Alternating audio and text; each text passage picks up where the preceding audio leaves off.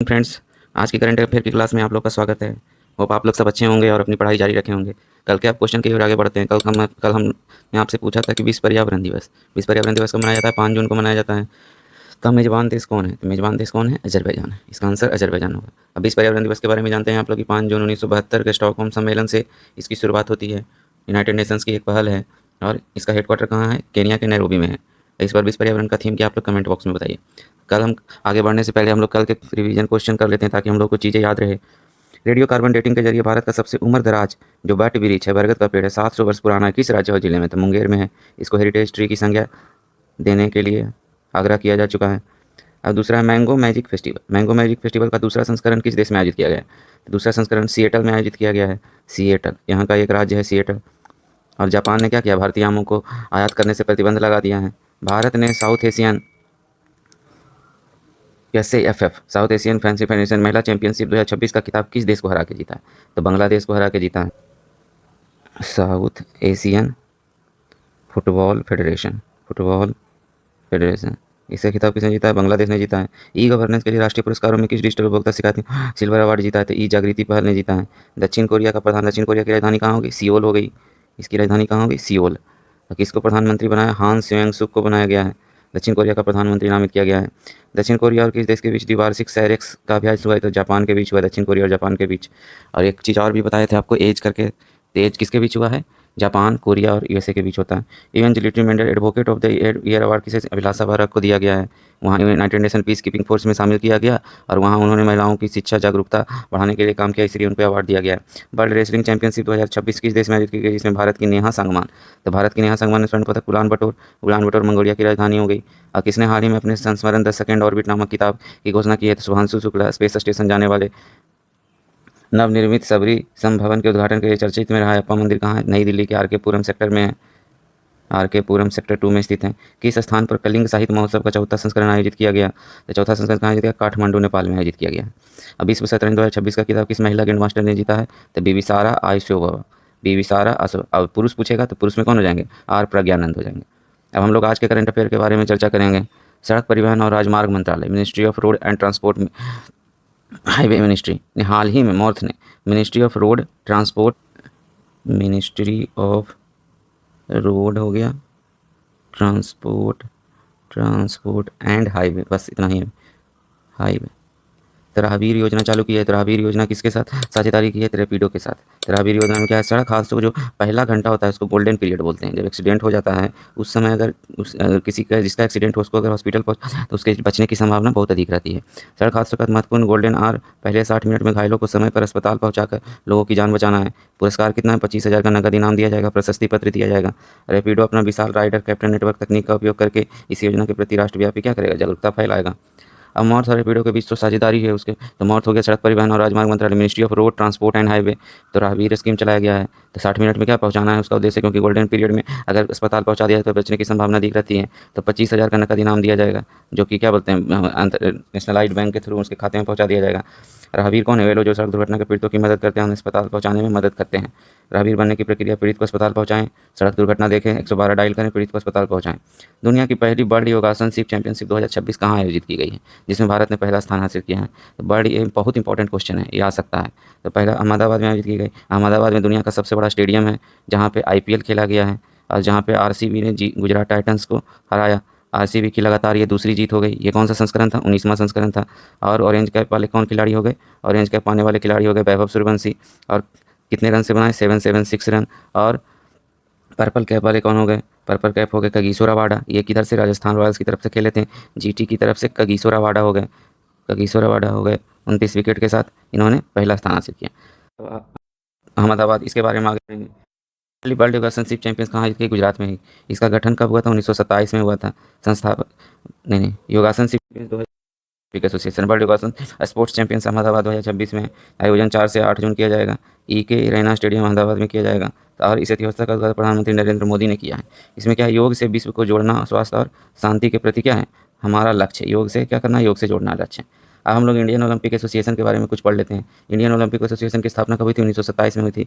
संस्थापक अध्यक्ष सर दोराबजी टाटा हैं और अन्य संस्थापक में एजी नोहरान, ऑर्थर नोहरान और हैरी करबर्ग। मुख्यालय कहाँ है इसका? नई दिल्ली में है। इंडियन अब इसका काम है भारत में ओलंपिक खेलों के नियमों, आदर्शों और क्या है, मूल्यों को बढ़ावा देना, एथलीटों का चयन, विभिन्न अंतर्राष्ट्रीय प्रतियोगिता भाग लेने वाले भारतीयों का चयन करना और दल का प्रबंध करना, भारतीय खेलों का संचालन, भारत में राष्ट्रीय खेलों का निर्णय लेना, देखरेख करना। इस अब इंटरनेशनल ओलंपिक कमेटी है जो संबद्धता किससे? राष्ट्रीय खेल महासंघ से भी, कॉमनवेल्थ स्पोर्ट से भी और एशियाई ओलंपियाई परिषद से भी है। अब हम लोग का क्वेश्चन, राष्ट्रपति द्रौपदी मुर्मू द्वारा कुल कितने बहादुर जानवरों को शौर्य चक्र से सम्मानित किया गया? तो ये शौर्य चक्र है जो थर्ड नंबर का है, थर्ड नंबर का चक्र है। पहला चक्र क्या है? अशोक चक्र है। दूसरा चक्र क्या है? कीर्ति चक्र है। और तीसरा क्या है? शौर्य चक्र है, शौर्य चक्र है। तो ये क्या है? कितने जवानों को दिया गया? 29 जवानों को प्रदान किया गया। किसके द्वारा दिया गया है? तो राष्ट्रपति द्रौपदी मुर्मू द्वारा दिया गया। अब राष्ट्रपति द्रौपदी मुर्मू द्वारा 7 कीर्ति चक्र दिए गए जिसमें 2 मरणोपरांत मिला है। 29 शौर्य चक्र दिए गए हैं। कुल 51 कर्मियों को वीरता पुरस्कार से सम्मानित किया गया है जिसमें कीर्ति चक्र, शौर्य चक्र और 15 वीर चक्र शामिल हैं। तो भारतीय वायुसेना के गगनयात्री एयर कमांडर प्रशांत बालकृष्णन नायर द्वारा दिया गया शौर्य चक्र कुल 29 दिया गया है जिसमें दिल्ली के अरूपा समेत। अब हम लोग वीरता पुरस्कार पढ़ेंगे। भारत के 6 प्रमुख वीरता पुरस्कार हैं, 6 प्रमुख गैलेंट्री अवार्ड्स हैं जिन्हें 6 प्रमुख वीरता जिन्हें 2 श्रेणियों युद्धकालीन और शांतिकालीन में विभाजित किया गया है। तो युद्धकालीन वाला ये है। युद्धकालीन मतलब ये पुरस्कार दुश्मनों के असाधारण बात साहस दिखाने पे दिए जाते हैं। तो परमवीर चक्र हो गए, भारत का क्या है? सर्वोच्च सम्मान है। तो पहले परमवीर, फिर महावीर, फिर ये युद्ध के दौरान दिया जाता है। परमवीर, महावीर और वीर चक्र। परमवीर, महावीर और वीर चक्र भारत का पहला सर्वोच्च सम्मान हो गया। ये दूसरा हो गया महावीर चक्र और तीसरा हो गया। और शांति में कौन दिया जाता है? अशोक चक्र हो गया पहला, दूसरा हो गया कीर्ति चक्र और तीसरा हो गया शौर्य चक्र। शौर्य चक्र कितने दिए गए हैं? 29 दिए गए हैं। कीर्ति चक्र कितने दिए गए थे? कीर्ति चक्र 7 दिए गए हैं। अब किस भारतीय ने दुनिया की सबसे लंबी दूरी की रोबोटिक कार्डिक टेली सर्जरी का विश्व रिकॉर्ड बनाया है? तो ये ऐसा बनाने वाले कौन हो गए? डॉक्टर सुधीर श्रीवास्तव। डॉक्टर सुधीर श्रीवास्तव ने दुनिया की सबसे लंबी 20,000 किलोमीटर, 20,000 किलोमीटर की क्या की है? रोबोटिक सर्जरी की है घर बैठे बैठे। अब यहाँ इसके बारे में कुछ फैक्ट देख लेते हैं। 20,000 किलोमीटर दूर बैठे भारतीय मूल के डॉक्टर ने रोबोट के जरिए बाईपास ऑपरेशन किया है। तो कौन है? डॉक्टर सुधीर श्रीवास्तव जो कि प्रसिद्ध हार्ट सर्जन है। कहाँ से किया है? गुआना से किया है। साउथ अमेरिकन कंट्री क्या है? गुआना। वहाँ से इन्होंने मध्य प्रदेश में किया है। अब साउथ गोवा में 20,000 किलोमीटर से सर्जरी किया है भारत में बैठे बैठे मध्य प्रदेश में। भारत में क्या होगा? अपनी रोबोटिक तकनीक का इस्तेमाल होगा। इस ऑपरेशन में भारत की डेवलप की गई एसएसआई मंत्रा सर्जिकल रोबोटिक टेक्नोलॉजी का उपयोग किया गया है। भारत के गुआना में मौजूद कंसोल से रोबोटिक आर्म्स का कंट्रोल किया गया।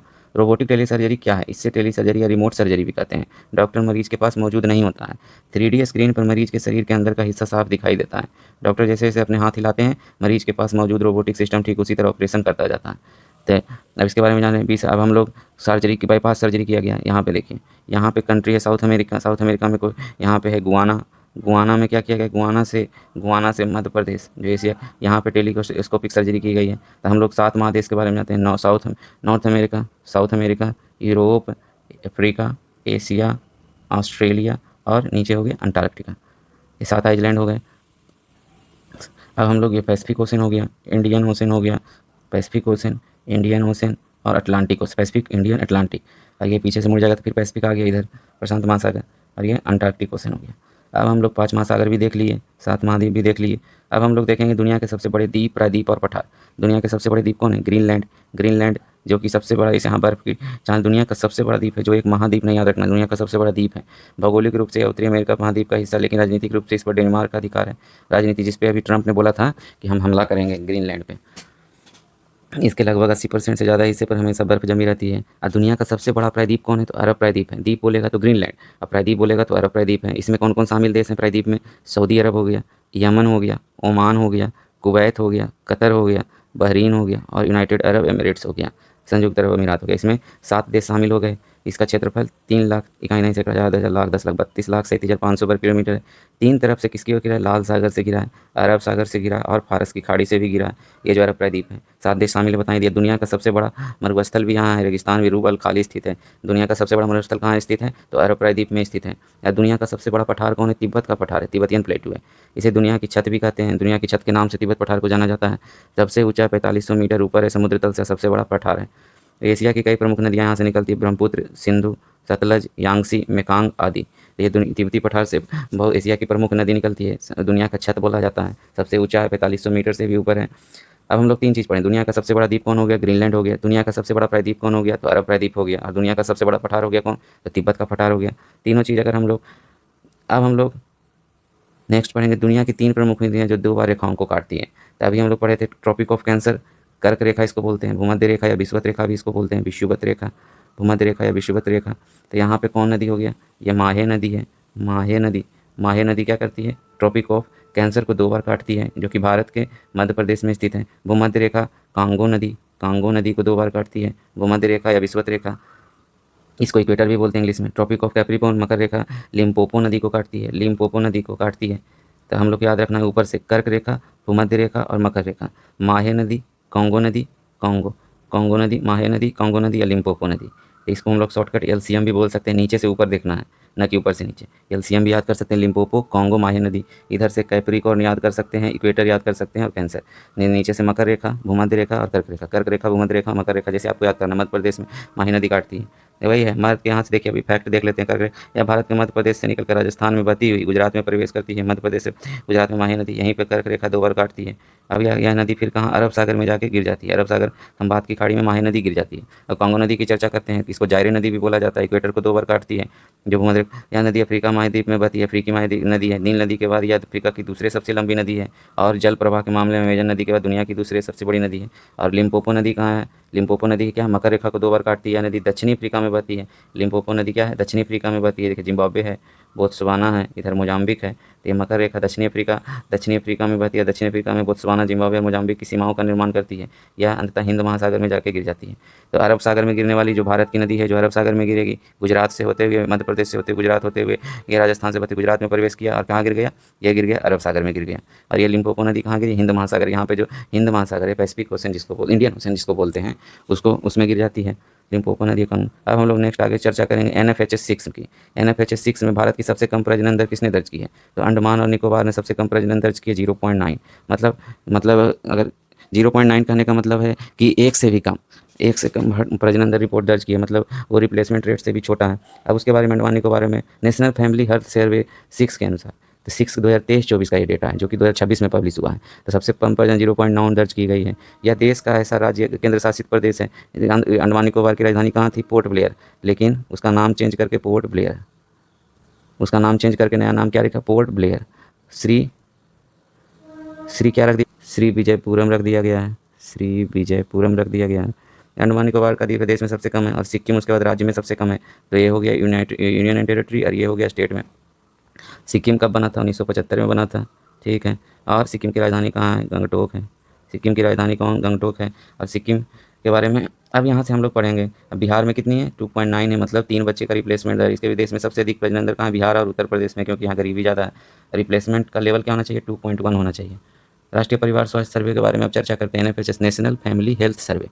नेशनल फैमिली हेल्थ सर्वे एक व्यापक बहुचरणीय घरेलू सर्वेक्षण है जो भारत में क्या करता है, स्वास्थ्य, परिवार कल्याण और पोषण और प्रजनन क्षमता, स्वास्थ्य को देखता है, परिवार कल्याण को देखता है, पोषण और प्रजनन रिप्रोडक्शन सिस्टम, जिला स्तरीय आंकड़े प्रदान करता है। इसकी शुरुआत 92-93 में की गई थी। तो शुरुआत कब हो गया, 1992 से 93 में की गई। राज्य के स्वास्थ्य, परिवार, पोषण और प्रजनन क्षमता को देखता है। अब तक के 5 आयोजन का वर्ष 1921 तक किया गया था। अभी बताए थे। NFHS 6 2023-24 को कवर करता है, जिसका डेटा अभी जारी हुआ है। अब वही दिया गया 6 और 92-93 में हुआ, 98-99 में, 5-6 में, और फिर 5-6 के बाद सीधा 15-16 में हुआ, फिर 19-21 में और 23-24 में। विस्तृत कवरेज 715 जिलों में इतना लाख परिवार शामिल हो गए। कंप्यूटर महाआधारित व्यक्तिगत साक्षात्कार पद्धति है। इसमें क्या होगा, प्रत्यक्ष लाभ अंतरण, डायरेक्ट बेनिफिट ट्रांसफर, जैसे गैस की सब्सिडी आती है, प्रधानमंत्री सम्मान निधि वाला जो पैसा आता है, स्वयं सहायता समूह, सेल्फ हेल्प ग्रुप शामिल है।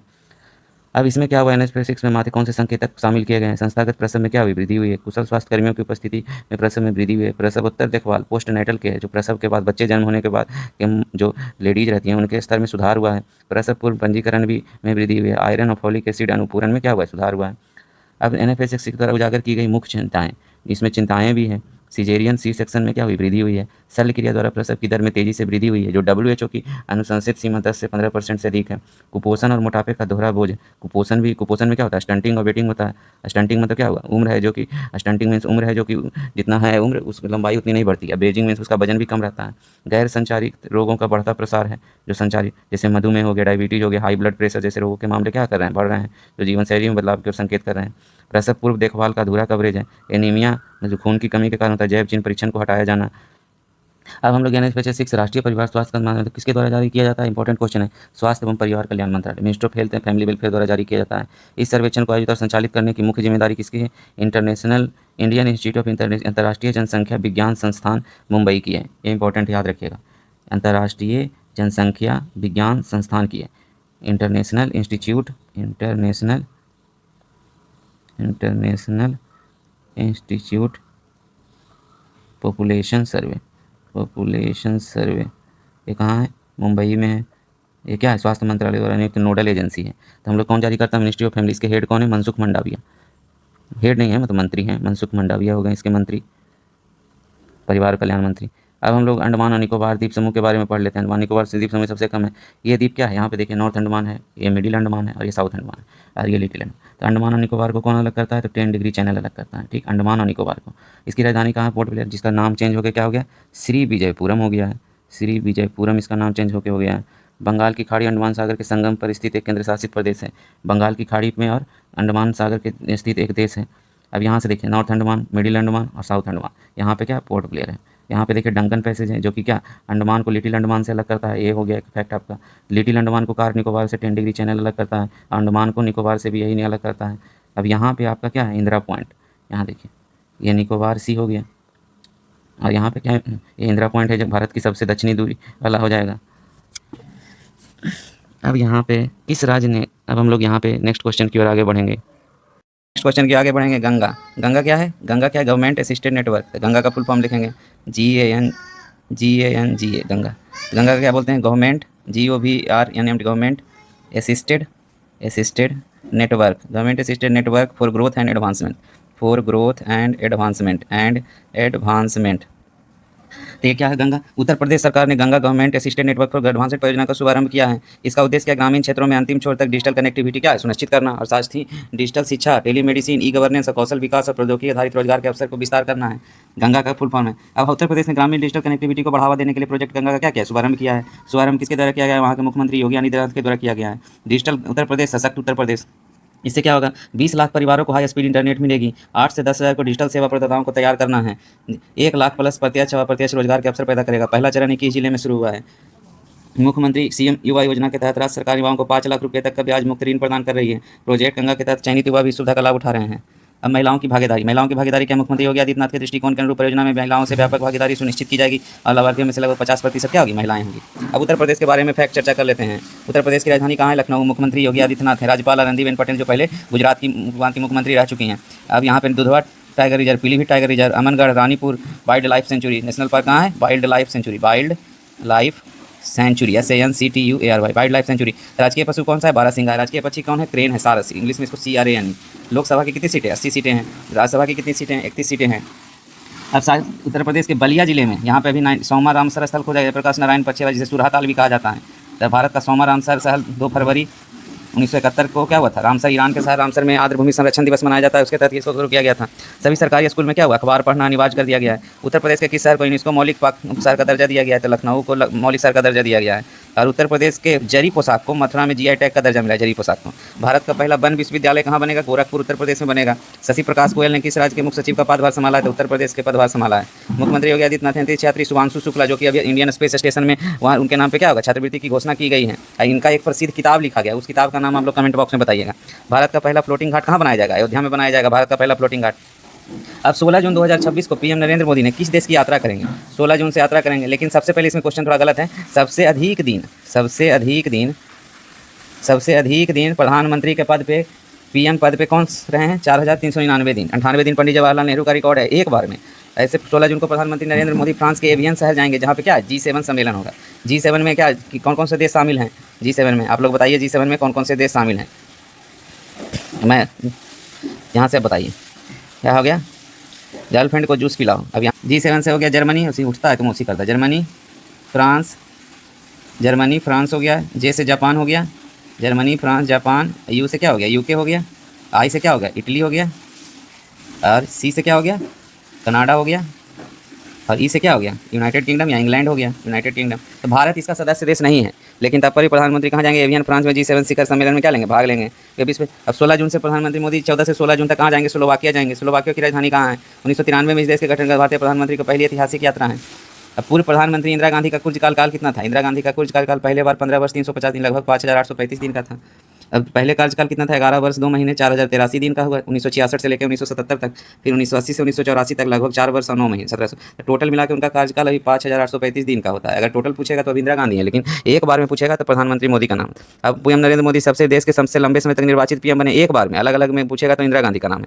पीएम मोदी देश के पहले पीएम जवाहरलाल नेहरू का रिकॉर्ड तोड़े हैं, 4398 दिन नेहरू का था, 99 दिन नरेंद्र मोदी ने पहली बार 26 मई 2014 को क्या किया था, पीएम की शपथ ली थी। पीएम मोदी 2001 में क्या बने थे, गुजरात के मुख्यमंत्री बने थे। 2001 से 2014 तक प्रधानमंत्री बनने के पहले तक मुख्यमंत्री थे, उसके बाद उन्होंने प्रधानमंत्री की शपथ ली। अब हम लोग आयुष्मान भारत जन आरोग्य योजना के बारे में पढ़ेंगे। आयुष्मान भारत जन आरोग्य योजना भारत सरकार की एक पहल है। इसमें क्या होता है, सारे 28 जो हम लोग का स्टेट है और 8 केंद्र शासित प्रदेश है 36, इसमें सारे राज्य शामिल थे, केवल वेस्ट बंगाल को। अभी अभी बंगाल में बीजेपी की सरकार आई है, उसके बाद प्रधानमंत्री जन आरोग्य योजना में इसको भी शामिल कर लिया गया है। इसके तहत क्या है, तभी वेस्ट बंगाल के सीएम कौन हो गए, शुभेंदु अधिकारी है। शुभेंदु राज्यपाल कौन है, राज्यपाल का नाम आप लोग कमेंट बॉक्स में बताइएगा। अब प्रधानमंत्री जन आरोग्य योजना क्या है, जिसमें क्या है, गंभीर बीमारी से लेकर 5 लाख तक का कैशलेस प्रावधान किया गया है। जो गरीब तबके हैं 5 लाख तक का कैशलेस, और जो 70 और उससे प्लस आयु के हैं उनको 5 लाख का अतिरिक्त टॉपअप दिया जाएगा। योग्यता क्या, आर्थिक रूप से कमजोर और वंचित वर्ग के परिवारों के डेटा के अनुसार इसको मुख्य लाभार्थी माना जाएगा। प्रधानमंत्री जन आरोग्य योजना की शुरुआत कहाँ से हुई थी, रांची झारखंड से हुई थी। 23 सितंबर 2018 को इन योजना की शुरुआत की गई थी। असम के प्रसिद्ध मुगा सिल्क को बढ़ावा देने के लिए कौन सा मिशन शुरू किया गया है, तो मिशन सहने मोजरी शुरू किया गया है। मिशन सहने मोजरी को उद्देश्य मुगा सिल्क उत्पादन को क्या देना है, बढ़ावा देना, जिससे बुनकरों की आय में क्या होगी, वृद्धि होगी। इसके तहत आधुनिक तकनीक, विपणन सहायता और वित्तीय सहयोग उपलब्ध कराया जाएगा। बुनकरों की आय में वृद्धि होगी, मुगा सिल्क उत्पादन को क्या मिलेगा, बढ़ावा मिलेगा। आधुनिक तकनीक का उपयोग किया जाएगा और विपणन सहायता दी जाएगी और वित्तीय सहयोग भी सरकार के द्वारा दिया जाएगा। अब हम लोग जो भारत में 5 तरह के सिल्क पाए जाते हैं उसका पढ़ेंगे। मलबेरी सिल्क, मलबेरी सिल्क सबसे ज़्यादा पाया जाता है। मलबेरी सिल्क 90% उत्पादन का होता है, कर्नाटक में होता है, आंध्र प्रदेश, तमिलनाडु, पश्चिम बंगाल और जम्मू कश्मीर में होता है। कर्नाटक इसका सबसे बड़ा उत्पादक राज्य है। यह रेशम के कीड़ों से प्राप्त होता है, जिनमें विशेष रूप से शहतूत मलबेरी के पत्तों पर पाला जाता है। यह बहुत ही चमकदार, कोमल और मजबूत होता है। मलबेरी सिल्क 90% है, जो कि साउथ में पाया जाता है और सबसे ज़्यादा उत्पादन इसी का होता है। फिर मुगा सिल्क हो गया। मुगा सिल्क भारत की अनोठी, दुनिया की सबसे महंगी रेशम है। सुनहरा क्या होता है, पीला होता है। सोम और सुआलू के पेड़ों पर पलने वाले कीड़ों से प्राप्त होता है। इसकी चमक उतनी ही बढ़ती जाती है। रेशम कहाँ पाया जाता है, असम राज्य में पाया जाता है, जिसके लिए अभी योजना चलाया गया था, क्या, प्रोजेक्ट स्नेह मोजरी, मुगा सिल्क के लिए। और तीसरा होता है टसर सिल्क। टसर सिल्क को वाइल्ड सिल्क भी कहते हैं। वाइल्ड मतलब हो गया जंगली, जंगली रेशम भी कहा जाता है। यह हल्का खुरदरा होता है, प्राकृतिक रूप से तांबे या हल्के सुनहरे रंग का होता है। तांबा रंग का हो गया, ऊपर वाला पीला रंग का होता है। अब एरी सिल्क क्या है, अब ये इसका उत्पादन कहाँ कहाँ होता है, टसर सिल्क का, तो झारखंड होता है, छत्तीसगढ़ और उड़ीसा में होता है। इसके अलावा यह बिहार में भी हो जाता है और पश्चिम बंगाल में भी पाया जाता है टसर सिल्क। तो मुगा सिल्क हो गया असम में, टसर सिल्क हो गया झारखंड, छत्तीसगढ़, उड़ीसा में, और ऊपर कौन था, मलबेरी सिल्क। मलबेरी सिल्क का उत्पादन साउथ में होता है, आंध्र प्रदेश, तमिलनाडु, पश्चिम बंगाल में पाया जाता है। एरी सिल्क कहाँ पाया जाता है, एरी सिल्क जिसे क्या कहते हैं, हिंसा रेशम भी कहा जाता है। ये बनाने के लिए कीड़ों को नुकसान नहीं पहुंचे, क्योंकि कीड़ा कोकून से बाहर निकलने का रेशम प्राप्त किया जाता है। यह बहुत गर्म, मुलायम और ऊन जैसा एहसास देने वाला होता है। इसका उत्पादन कहाँ होता है, असम में, नॉर्थ ईस्ट में, मेघालय, अरुणाचल, नागालैंड, मणिपुर, त्रिपुरा और कर्नाटक के कुछ हिस्सों में होता है। तो 4 तरह का सिल्क भारत में पाया जाता है। सबसे ज़्यादा सिल्क कहाँ, सबसे ज़्यादा सिल्क कौन सा है, सबसे ज़्यादा सिल्क होता है मलबरी सिल्क, जो कि दक्षिण राज्यों में होता है। और उसके बाद मुगा सिल्क असम में पाया जाता है। टसर सिल्क, असर सिल्क बिहार, झारखंड, वेस्ट बंगाल और उड़ीसा में पाया जाता है। और एरी सिल्क नॉर्थ ईस्टर्न राज्यों में पाया जाता है। अब हम लोग नेक्स्ट क्वेश्चन की ओर आगे बढ़ेंगे।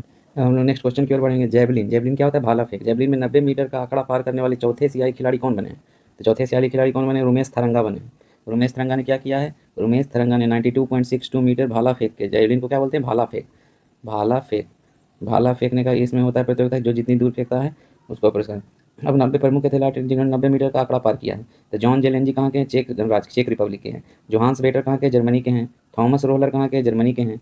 अरशद नदीम कहाँ के हैं, पाकिस्तान के। जिन भारत के Rumesh Tharanga, Neeraj Chopra, Julian Weber 91.06 metre है। अब श्रीलंका के युवा जेवलिन भाला फेंक थ्रोअर कौन है, रमेश थरंगा पथिराजे। जेवलिन में 90 मीटर का क्या किया, आंकड़ा पार किया है रमेश थरंगा ने। रोंग डायमंड लीग में 92.62 मीटर का ऐतिहासिक थ्रो फेंका है। इससे पहले भारत के कौन कौन कर चुके हैं, भारत के नीरज चोपड़ा 90.23 मीटर, अरशद नदीम पाकिस्तान के 92.97, चेंग चाओ स्विंग चीनी ताइपे हैं 91.96, रमेश थरंगा पथिराजे श्रीलंका के हैं और 92.62 मीटर। तो ये चीज़ें याद रखनी। अब नेक्स्ट क्वेश्चन की ओर बढ़ेंगे। आदिवासी सेनानी और महानायक भगवान बिरसा मुंडा, इनको भगवान का दर्जा दिया गया, बिरसा मुंडा। तो बिरसा मुंडा कहाँ के थे, झारखंड के थे। 9 जून को कौन सी तिथि मनाई गई, 126वीं वर्षगांठ मनाई गई। इनका जन्म 15 नवंबर को 1875। 15 नवंबर को कौन सा दिवस मनाया जाता है, जनजातीय गौरव दिवस मनाया जाता है। इनके जन्म दिवस पर भारत सरकार के द्वारा 15 नवंबर को क्या जनजातीय गौरव दिवस मनाया जाता है। अब इसके बाद क्या हुआ, 9 जून 1900 को जेल हुआ था, इस प्रकार 126 वर्ष हुआ 9 जून को। अभी भगवान बिरसा मुंडा के बारे में पढ़ लेते हैं। ये क्या करते थे, ब्रिटिश शासन, जमींदारों और साहूकारों के शोषण के खिलाफ आदिवासी समाज को संगठित किया। और उलगुलान विद्रोह इनको बोला जाता है। उलगुलान विद्रोह किसके द्वारा संचालित किया गया, तो भगवान बिरसा मुंडा के द्वारा संचालित किया गया। तो पहला जल जंगल और जमीन की रक्षा की है। और खुट्टेदारी प्रथा, एक होता था खुट्टेदारी, खट्टूदारी, खुट्टेदारी प्रथा की शुरुआत इनके द्वारा ही की गई है। जनजातीय गौरव दिवस हो गया, और धरती आबा के रूप में भी इनको सम्मान मिला है। और 25 वर्ष की आयु में ही 9 जून 1900 को रांची की जेल में, बोला तो जाता है हैजा से मृत्यु हुई थी। अंग्रेजों के द्वारा बोला गया इनकी मृत्यु हैजा के कारण हुई थी। तो पहला हुआ खुटेदारी प्रथा का अच्छा के लिए क्या किया, अंग्रेजों की कड़ी नीतियों का विद्रोह किया, धरती आबा के रूप में जाना गया, और जल जंगल जमीन की रक्षा की, उलगुलान विद्रोह को संचालित किया। 15 नवंबर को जनजातीय गौरव दिवस मनाया जाता है, 15 नवंबर को झारखंड में। अब फ्रेंच ओपन 2026 में विमेंस डबल खिताब किसने जीता? तो फ्रेंच ओपन हम लोग के यहाँ 4 तरह का ओपन होता है, इसमें हम लोग डिटेल में जाएंगे। पहला होता है ऑस्ट्रेलियन ओपन, ऑस्ट्रेलिया। उसके बाद क्या होता है, फ्रेंच ओपन होता है। उसके बाद क्या होता है, विम्बल्डन होता है। उसके बाद क्या होता है, यूएस ओपन होता है। तो इसमें 4 तरह का होता है। तो पहले क्या है, इसमें पहला मेंस खेला जाएगा, तो मेंस सिंगल, मेंस सिंगल। फिर क्या होगा, वुमेन्स सिंगल होगा। उसके बाद क्या होगा, मेंस डबल होगा। उसके बाद क्या होगा, वुमेन्स डबल होगा। उसके बाद क्या होगा, ये वुमेन्स डबल हो गया, मेंस डबल हो गया। उसके बाद मिक्स्ड डबल होता है, मिक्स्ड डबल होता है जिसमें एक पुरुष और एक एक पुरुष और एक स्त्री के साथ खेला जाता है। मतलब एक 1 वुमेन और 1 मेन रहते हैं, 1 वुमेन प्लस 1 मेन। तब हम लोग पूरे डिटेल में इसके बारे में आज चर्चा करेंगे, चर्चा करेंगे। अब चर्चा देखिए करते हैं। अब जैसे इसमें बोला वीमेंस डबल्स, वीमेंस डबल भी होता है, बोले थे वीमेंस डबल होता है। तो चारों 2 चीज़ हो चुका है। अब इसका कैटरीना सिनियाकोवा और टेलर साउंडसेंड के द्वारा एक मतलब जीत गया वुमेन्स, कैटरीना सिनियाकोवा और टेलर साउंडसेंड। कहाँ हुआ था, 14 मई से को पेरिस में हुआ था, फ्रांस में है। विमेंस डबल का फाइनल 7 जून को खेला गया। चेक गणराज्य की हैं, चेक रिपब्लिक की कैटरीना सिनियाकोवा और अमेरिकी टेलर ने शानदार प्रदर्शन करते हुए विमेंस डबल का खिताब जीत लिया है। तो चेक गणराज्य की कैटरीना सिनिकोवा और यूएसए की टेलर टाउनसेंड ने फ्रेंच ओपन का खिताब जीता है। अब हम लोग पढ़ेंगे टेनिस में जो 4 ग्रैंड स्लैम होते हैं। तो ऑस्ट्रेलियन ओपन कहाँ खेला जाता है, अभी बताया था, ऑस्ट्रेलियन ओपन हार्ड कोर्ट पे खेला जाएगा। फ्रेंच ओपन 4 तरह के ओपन होते हैं, क्ले कोर्ट पे खेला जाएगा, इसको रोनाल्ड गैरोस भी बोलते हैं। विंबलडन कहाँ खेला जाएगा, ग्रास कोर्ट पे खेला जाएगा, और यूएस ओपन भी हार्ड कोर्ट पे खेला जाएगा। अब इसकी तिथि है 12 जनवरी से 1 फरवरी के बीच खेला गया, 18 मई से 7 जून, 29 जून से अभी खेला जाएगा। दोनों है जो अभी खेला नहीं गया, दोनों खेला जाएगा। अब हम लोग ग्रैंड स्लैम विजेता की चर्चा करते हैं। ऑस्ट्रेलियन ओपन 2026 है। तो पुरुष एकल मेन सिंगल में कार्लोस अलकराज ने किसको हराया, नोवाक जोकोविच को हरा के ये खिताब अपने नाम किया। और एलेना रायबकीना ने किसको हराया है, महिला एकल में आर्यन सबलंका को हराया है। ये ऑस्ट्रेलियन ओपन का चर्चा हो रहा है। और मेंस डबल में किसको हराया गया, क्रिस्टीन हैरिसन ने नील स्कूप्सी ने जीत हासिल की है। तो क्रिस्टीन हैरिसन और नील स्कूपस्की ने क्या है, जीत हासिल की है। महिला युगल में एलिन मैट्रिस और झांग सुई ने वुमेन्स डबल में जीत हासिल की है। ऑस्ट्रेलियन ओपन का चर्चा हो रहा है। अब फ्रेंच ओपन में क्या हुआ है, फ्रेंच ओपन में अलेक्जेंडर जेवरेव कहाँ के, जर्मनी के हैं, जर्मनी के हैं, ने फ्लेवियो कोवोली को हराया है मेन सिंगल में। और महिला एकल में मीरा एंड्रीवा जो कि रसिया की हैं, कल मैंने पढ़ाया था इसके बारे में, 19 साल की हैं, सबसे कम उम्र की हैं, जिन्होंने किसको हराया, माजा चेलिस्का को हराया है। और मेंस डबल में मार्सल गर्नोलस ने होरासियो जेवालोस को हराया। और महिला युगल में भी बताया ही, चेक रिपब्लिक की कौन है, चेक गणराज्य की कैटरीना सिनियाकोवा और टेलर साउंड यूएसए की हैं, इन्होंने जीत हासिल की है। ये तो हो गया। अब हम लोग मिक्स डबल की बात करते हैं। तो अभी तक 2 ही हुआ, ऑस्ट्रेलिया और क्या हुआ, फ्रेंच। तो ऑस्ट्रेलिया में मिक्स डबल कौन कौन जीते हैं, ओलिवा गार्डेकी ये हो गए, और जॉन पियर्स, ये दोनों जीत गए हैं। उन्होंने फाइनल में फ्रांस की क्रिस्टीना ब्लादविच और मैनुअल गिनार्ड की जोड़ी को मारा था। हम लोग जीत का याद रखेंगे, ओलिवा गार्डेकी और जॉन पियर्सन ने ऑस्ट्रेलियन ओपन मिक्स्ड डबल में जीत हासिल किया। फ्रेंच ओपन में कौन हासिल किया है, सारा एजर्नी और एंड्रिया बाबोवर्सी ने जीत हासिल की है। फाइनल में किसको हराया, गेब्रिया डेब्रोस्की और इवान किंग की जोड़ी को हराया है। तो जो हारता है उसको उपविजेता बोलते हैं। अब हम लोग नेक्स्ट कंप्यूटर एक है, व्यवसायिक उपयोग के लिए दुनिया की पहली brain computer interface neo chip को मंजूरी दी गई है। तो नियो चिप मंजूरी दी गई, कहाँ का चिप है, तो चाइना का चिप है। चाइना का राष्ट्रीय चिकित्सा उत्पाद प्रसाद, Chinese National Medical Products Administration, NPA का हो गया, नेशनल मेडिकल प्रोडक्ट एसोसिएशन। तो ये चाइना का है। चाइना का कौन सा है, नियो है। अब एक यूएसए का आया था, इसमें क्या होगा, अब इसमें एलेन मस्क का न्यूरा लिंक था, और चाइना का क्या है, नियो है। तो दोनों में अंतर ये क्या है, US based company owned by Elon Musk है, और ये क्या क्या न्यूरेकल टेक्नोलॉजी है, और सिंगुआ यूनिवर्सिटी चाइना का द्वारा बनाया गया। इसमें क्या होता है, जैसे जो लकवा ग्रस्त हैं, लकवा जैसे पैरालिसिस जो मार देता है, इसमें इलेक्ट्रोड थेरेट्स आर इंसर्ट, इलेक्ट्रोड थेरेट को डाला जाता है into the brain and cerebral cortex में। लेकिन क्या इसमें सेंसर को प्लेस किया जाता है मस्तिष्क में, और सेंसर ही क्या करता है, जैसे ये जो हाथ है इसमें सेंसर ही इसको ऊपर नीचे करता है। इसको देखिए सेंसर लगा हुआ है यहाँ, इससे कनेक्ट हो जाएगा मस्तिष्क से। तो जैसे करेगा तो इससे क्या होगी, मदद मिलेगी लकवाग्रस्त लोगों को। ये क्या किया गया, approved by FDA for clinical trial, अभी ट्रायल हो रहा है इसका, human trials are currently ongoing. लेकिन यहाँ चाइना में अप्रूव हो गया है, इसका कमर्शियल यूज भी चालू हो गया है। ठीक, अब इसके बारे में बोला जाता है कि कंप्यूटर और रोबोटिक आर्म है, लेकिन क्या करता है, इंप्रूविंग हैंड ग्रिप भाया रोबोटिक ग्लव, ये रोबोटिक ग्लव्स है, इसके द्वारा मस्तिष्क को कंट्रोल किया जाता है। अब हम लोग लास्ट में एक क्वेश्चन आज से कल पूछे थे कि खलील रहमान, जो खलील रहमान किस देश से संबंध है, जिन्हें संयुक्त United nation general assembly UNGA द्वारा 81वां जो सत्र चल रहा है उसमें अध्यक्ष नियुक्त किया गया है। तो कहाँ से बिलोंग करते हैं, बांग्लादेश से। बांग्लादेश की राजधानी कहाँ है, ढाका। शेख हसीना को अभी अब हम लोग आपसे कल मिलेंगे, थैंक यू।